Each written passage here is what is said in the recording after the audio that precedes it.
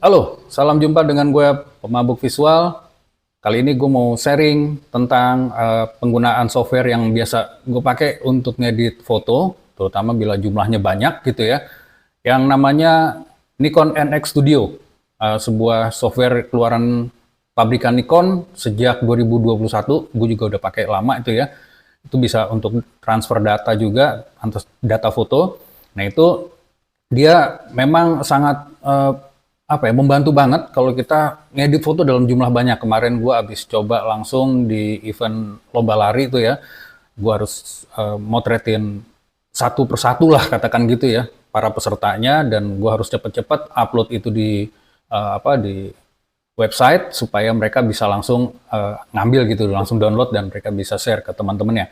Nah, dengan jumlah yang banyak begitu, kalau kita kerjain satu persatu nggak mungkin. Misalnya kita pakai Adobe Photoshop tuh rasanya nggak mungkin gitu. Sementara kalau pakai Lightroom, banyak teman-teman gue yang pakai Lightroom juga, itu juga cukup membantu juga. Tapi gue pilih di sini Nikon NX Studio ini karena kebetulan kamera gue juga Nikon gitu ya. Jadi itu sangat kompatibel sekali. Jadi bisa semua fungsi-fungsinya itu bisa terbaca di uh, software ini gitu ya. Semua fungsi, semua settingan yang ada di kamera bisa terbaca di software NX Studio ini ya. Jadi kita lebih mudah lah gitu ya. Warnanya lah, saturasinya, terus segala macam operasinya itu mudah gitu ya. Bukan yang nggak bisa untuk hasil dari kamera lain, bukan yang nggak bisa, bisa juga. Cuman memang ini kompatibel aja sih ya. Jadi kita bisa lebih nyaman gunainnya. Oke, nggak lama-lama lagi, yuk kita lihat langsung bagaimana cara mengoperasiinnya. Nah, ini sekarang kita masuk di software NX Studio. Jadi tampilannya seperti ini ya. Kita bisa lihat di sini ada menu, edit, browser, dan lain-lain. Terus import itu untuk kita transfer gambar. Lalu ada di sini kolom untuk folder-folder tempat kita naruh foto-fotonya ya. Jadi kita bisa bukain satu-satu gitu ya di sini. Nah, yang di tengah ini adalah tampilan secara thumbnailnya ya. Ini di setting dari sebelah sini, di yang tempat ini ya. Terus kalau kita klik yang di sini, nanti dia filenya munculnya secara list atau daftar gitu ya. Nah, kalau kita mau perbesar gambarnya atau preview, kita tinggal klik di sini ya. Kita ambil salah satu misalnya. Nah, ini dia akan muncul seperti ini ya. Nah, kita bisa lihat sekarang, ini diproses dulu sama dia sebentar. Oke. Nah, lalu di sebelahnya ini kalau kita ingin membandingkan dua gambar sekaligus ya. Yang ini untuk membandingkan dua gambar, jadi kita pilih dua gambar di dalam browser ini, lalu kita klik. Misalnya ini ya, kita tekan Shift atau Control CTRL, kita pilih di sini ya. Nah, dia muncul dua gambar yang tadi sudah kita lihat. Itu biasanya karena kita bingung ini mana yang bagus ya. Kita jadi harus bandingin dua gambar ini. Ya, yang selanjutnya adalah 4 gambar ya, dan sebelahnya ini untuk membandingkan kalau kita udah selesai olah gambar, terus kita pengen bandingkan dari sebelum dan sesudahnya, before afternya gitu. Oke, kita kembali ke full thumbnail. Nah, yang di bagian atas ini adalah untuk edit video. Ini juga bisa sih. NX Studio ini bisa untuk edit video ya. Terus ini untuk kalau kita nggak puas di sini ngolah fotonya pakai NX Studio ini, kita bisa pindah ke software lain, misalnya Adobe Photoshop atau yang lainnya, tapi udah kita assign di sebelumnya di preferences-nya ya. Nah, berikutnya terus ada slideshow biasa, print, upload, biasanya upload nih ke Nikon image space ya. Terus ada export ya. Export ini kalau kita udah selesai untuk olah fotonya, kita tinggal export supaya nanti dia bisa kita transfer. Misalnya kita ngolah foto RAW, kalau kita export nanti bisa kita bikin jadi JPEG gitu ya. Nah, di bawahnya ada ini histogram, ini umum ya. logika umum kalau kita pakai software-software pengolah gambar, biasanya ini seperti di Photoshop, di Adobe Camera Raw atau di Lightroom, ini susunannya sama, pasti paling atas tuh histogram. Karena awalnya kita mau ngolah gambar, kita mesti perhatiin dulu histogramnya, kondisi histogram. Jangan sampai ada gambar-gambar yang clipping highlight atau clipping shadow gitu ya, terutama yang ditunjukkan di sini terutama nih ya, kiri dan kanan nih. Kalau misalnya clipping highlight berarti di kanan, clipping shadow itu berarti di kiri. Nah, kalau kondisi seperti ini ada clipping highlight di bagian merah, jadi merahnya kuat sekali ya, ini biasanya harus kita kurangin. Oke, nanti itu akan kita bahas lebih detail. Di bawahnya ada adjustment ya. Adjustment ini banyak settingan yang bisa kita rubah-rubah. Ada basic edit palettes di sini ya.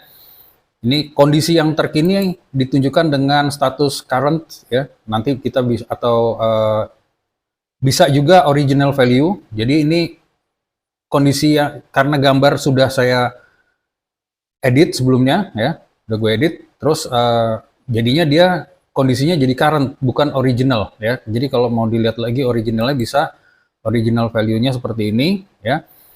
Nah, seperti itu ya. Jadi kita bisa lihat. Nah, ini untuk adjustment di basic edit palette nih ada picture control, white balance, exposure, active delighting, itu semuanya ada icon raw-nya di belakang. Berarti ini memang untuk kita ngedit file-file raw ya, file foto raw kita edit di sini menggunakan ini ya. Sedangkan kalau misalnya kita hanya ngedit foto yang JPEG, kita nggak bisa pakai yang raw-nya ini, kita langsung ke adjust brightness and color dan ke bawahnya ya, seperti ini. Nah, ini udah ditunjukkan di sini ya. Ada brightness, contrast standar lah ini ya, saturation, highlight, daylighting. Daylighting ini khusus untuk produk Nikon ya, jadi memang fitur khusus di kamera Nikon ya, daylighting namanya ya, itu untuk ngebalance antara highlight, shadow sama kontras, jadi kita bisa mainkan dari situ. Nah, di bawahnya juga ada level curves juga sama, standar ya, terus semuanya lightness, chroma, hue adjustment ya, ini bisa dipakai juga, digunakan kalau kita mau nge-grading ya, meng-grading gambarnya. Terus color booster, wah apalagi itu ya. Ada portrait enhancement, ini di sini ada skin softening, portrait impression balance dan lain-lain ya. Masih banyak fasilitasnya ya, termasuk juga untuk noise reduction-nya udah disiapin di sini, ada beberapa pilihan ya. Jadi ada faster, better quality, ada better quality 2013 ya. Tinggal kita eksperimen aja, nanti kita tinggal terapkan di gambar yang mau kita olah ya. Berikutnya ada intensity, sharpness, color, dan lain-lain sampai ke bawah. Ya, ini sangat detail ya. Memang sih untuk NX Studio ini dia memang kompatibelnya sama foto-foto yang keluar dari kamera Nikon ya.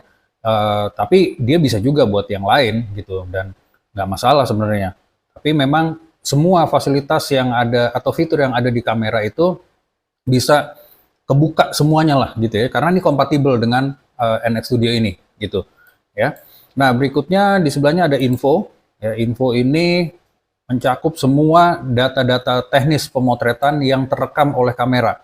Jadi misalnya nama filenya atau nomor filenya berapa, kapan motretnya, kapan dimodifikasinya, file size-nya ukurannya berapa dan lain-lain ya. Ukuran filenya juga, tanggal pemotretan, image quality-nya, terus artis copyright-nya juga ada ya, merek kamera dan lain-lain. Cuman memang kalau untuk Nikon itu dia di exposure-nya itu akan terlihat ISO-nya ya, pasti akan terlihat. Tetapi untuk hasil yang keluar dari kamera lain itu ISO-nya nggak kelihatan ya, nggak tahu kenapa nih, mungkin bug-nya atau kekurangannya lah ya.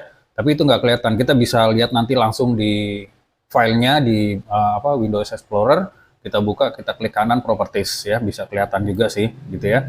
Nah, itu selanjutnya kita ya, ini data-data lain ya.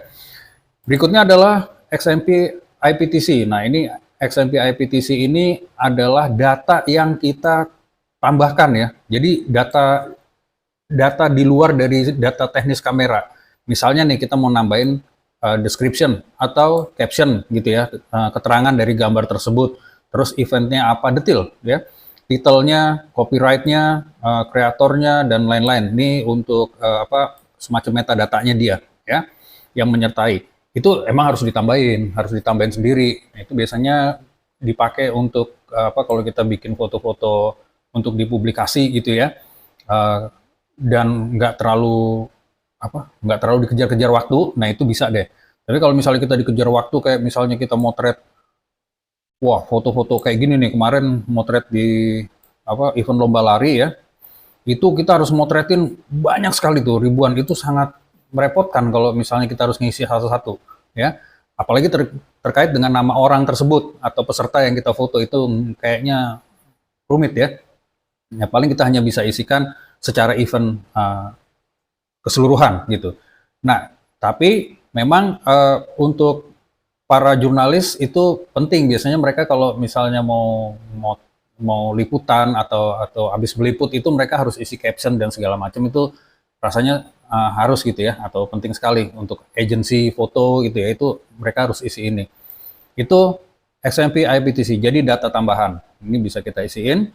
Berikutnya ada di bagian bawah ini yang satu fitur yang menurut gue sih cukup bagus sih ya, cukup kelihatan gitu. Jadi gue bisa ngeliat sebenarnya fokusnya tuh, titik fokusnya di mana. Waktu kita motret itu kan kita titik sensor fokus kita tuh kan kita arahkan ke satu titik ya. Nah itu dibaca sama si NX Studio ini ya. Jadi kita lihat seperti ini ya. Ini tinggal diaktifin ya. Ini di nonaktif. Ini ya, tinggal diklik-klik gini aja. Kalau sampai tandanya kuning nih berarti dia udah aktif. Kita lihat di mana fokus itu ditentukan oleh si kamera ya. Fokusnya kemana nih waktu kita motret. Kita lihat kalau ada yang kecil ada yang gede. Ini kebetulan pakai yang fokusnya fokus yang titik tengah, jadi nggak begitu kelihatan secara thumbnail. Tapi kalau kita perbesar, coba kita lihat. Ini ya, kita double klik aja atau kita klik di sini juga bisa ya, di buat preview. Nah, ini ya. Ini titik fokusnya. Titik fokus dari waktu kita motret. Ini jatuhnya di bagian muka ya. Jadi ada kotak kecil di sini, kotak warna merah. Nah, ini bisa kita hilangin dari sini juga ya. Nah, kita tampilin lagi, bisa. Oke, nah itu kompatibel, karena dia kompatibel sama kamera Nikon-nya. Ya, itu kira-kira yang bisa gue sampaikan dalam kesempatan ini. Jadi, kita bisa dapat alternatif software lah ya untuk ngolah gambar. Terutama gue tekankan lagi untuk ngolah gambar yang jumlahnya mungkin ribuan sekaligus gitu ya dengan cepat, kita bisa gunakan ini. Demikian yang bisa gue bagi kali ini. Lain kesempatan gue akan bahas lebih detail tentang NX Studio. Terima kasih udah mampir. Salam pemabuk visual.